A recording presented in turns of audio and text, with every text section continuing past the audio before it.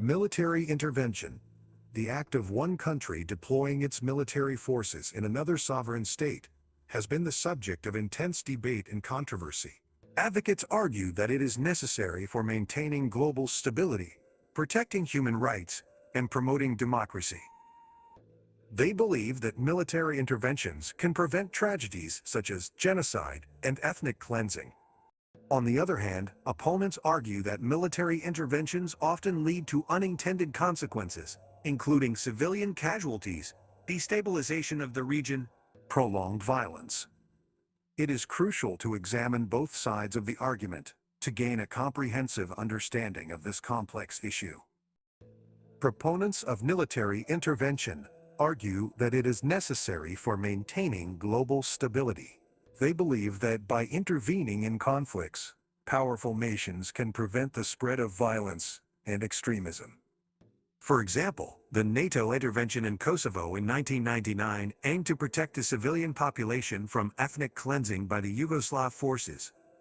Supporters argue that without such interventions, conflicts could escalate and threaten regional or even global security. Advocates also argue that military intervention can be a tool for protecting human rights. They assert that in cases where a government is committing widespread human rights abuses against its own citizens, it is the responsibility of the international. The indictments are transformed from the Americans' text at 6701. The responsibility to protect R2P doctrine, adopted by the United Nations in 2005, emphasizes the duty of states to protect their populations from mass atrocities. Military intervention can serve as a means to uphold these principles and hold perpetrators accountable. Furthermore, proponents argue that military interventions can play a role in promoting democracy. By assisting in the removal of oppressive regimes, they believe that interventions can pave the way for the establishment of democratic governments that respect rights and freedoms of their citizens. The overthrow of dictatorships, such as in Iraq in 2003, was seen by some as an opportunity to bring about democratic transformations in the region. On the other side of the debate, critics argue that military interventions often lead to unintended consequences. They highlight the significant civilian casualties that can result from armed interventions, even when the initial intent is to protect civilians.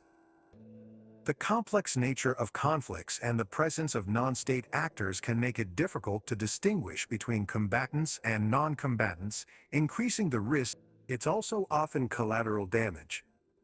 Opponents also contend that military interventions can contribute to the destabilization of regions. They argue that interventions disrupt existing power structures and can create power vacuums, leading to increased violence and factionalism.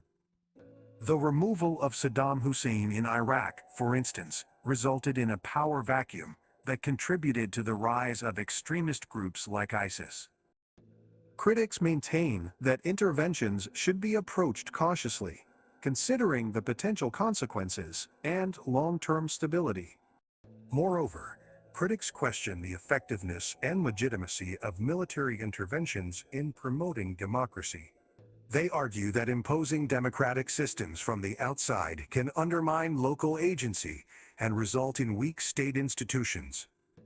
The complexities of local dynamics, cultural differences, and historical contexts make it challenging to establish stable democratic frameworks through military interventions alone. In conclusion, military intervention and foreign policy are highly debated and controversial issues.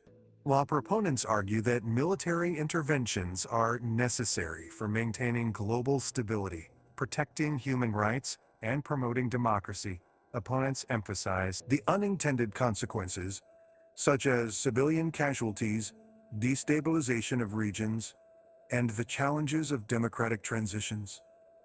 It is crucial to carefully weigh the potential benefits and drawbacks of military interventions on a case-by-case basis, taking into account the complexities and unique circumstances of each situation.